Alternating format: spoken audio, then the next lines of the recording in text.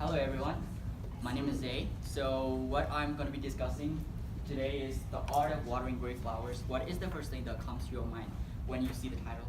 What do you think are the great flowers or the art of great flowers? Special flowers. Special flowers, great flowers, colorless flowers. Alright. Alright, it's okay. So what I'm going to be talking about right now is focused on old people in our families, old members of our families, old people in our communities, and generally the senior citizens. So I'm going to be specifically emphasizing on how to take care of our old family members, how to make them feel special, how to accommodate their needs in the remainder of their lives, and how to make sure that their needs are specifically tailored. So the reason I want to discuss about this topic is because we are the younger generation and they are the old generation. When the younger generation and the older generation are ages apart, like decades apart, there's the interest misalignment. So the things that pique our interest, the things that accommodate our interest, the things that excite us are not things that do serve the same purpose to our senior members or to our old family members, which is why in the process, while we're taking care of our own needs and our interests, they become detached from our life. We automatically and subconsciously become reserved from these people, and we in the process ignore them, which is why I feel very sad about this whole process of these people being devalued and being ignored and neglected, and which is why I want to share with you 4 tips, 4 simple advices that you can apply every day to make your old family members feel special and to accommodate their needs and to make sure that they enjoy the remainder of their lives happily and very delightfully. So my number 1 suggestion is to understand their standards of happiness. What do I mean by understanding their standards of happiness? Okay, for example, the fancy Instagrammable food, pictures of the food that we get to eat every now and then, or the Friday nights that we, the drinks that we share with our friends are not the things that excite them. So one thing that I discover is that one common thing that every old senior member, every old family member in our family shares, that they value the family moments, the family gatherings, the holiday celebrations, and everything that revolves around children and grandchildren, and the whole crowd of people. That makes them feel excited. That makes them feel delightful, and they value these moments. They cherish these moments, which is why you are supposed to identify their needs, the things that excite them, the things that make them feel happy. And we're expected to accommodate these needs to make them feel special. My second advice is to give them a regulated personal touch. Their personal touch comes in a lot of forms. For example, give them a regular call. It's not the kind of call that you give only when you want to borrow money or when you want to cancel something. It's not that kind of call. It's the kind of heartfelt call. Probably it's gonna last for 2 minutes, 3 minutes. It doesn't matter. The only thing that matters is that call is heartfelt. Just ask them how they're doing, what they're up to, and that makes them feel special and excited. And the second kind of personal touch could be like drop-bys. Just drop by their houses every now and then. There's something that I used to do when I was little. I go to my grandma's house, I say hi to my grandma, then I disappear into the other room for the rest of the day, and I never came out.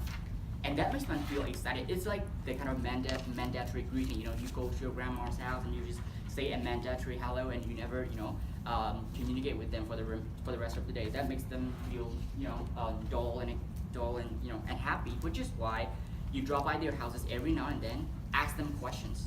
So don't just listen to what they're talking. Asking them questions make them feel like you are really interested in their needs, and it shows that you really want to make them feel special because you're asking questions.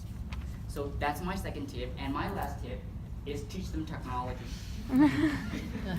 So especially social media. Okay, by saying social media, I'm not talking about teaching them how to put filters in their selfies or how to turn yourself into reindeers. That's not the kind of social media I'm talking about. I'm talking about the kind of social media. Teach them how to FaceTime. Teach them how to WhatsApp or Telegram.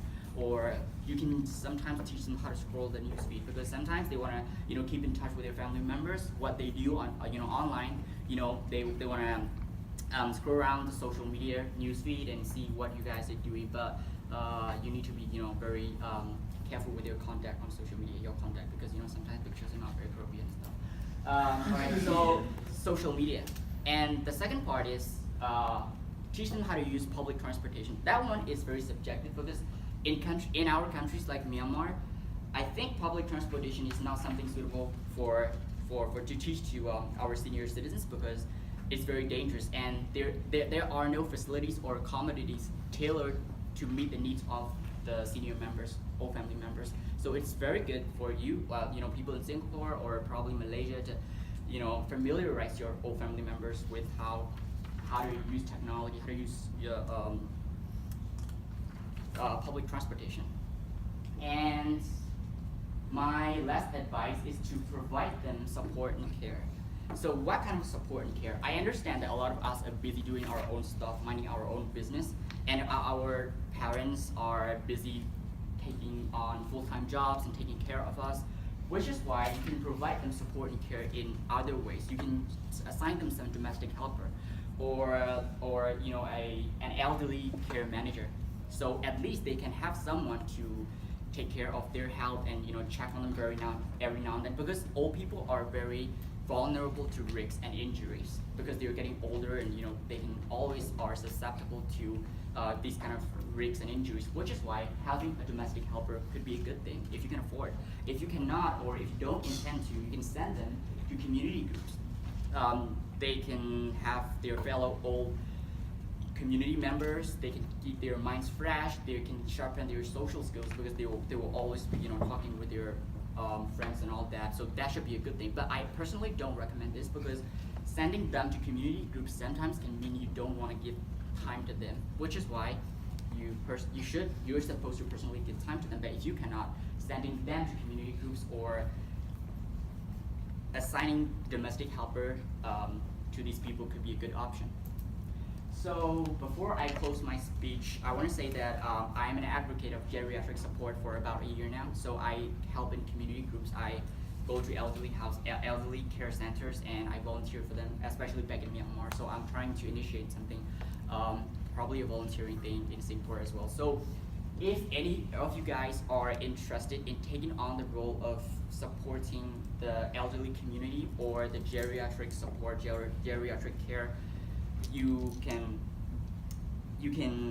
take on the journey, and that would be a very good thing to master the art of watering the great flowers. And thank you very much.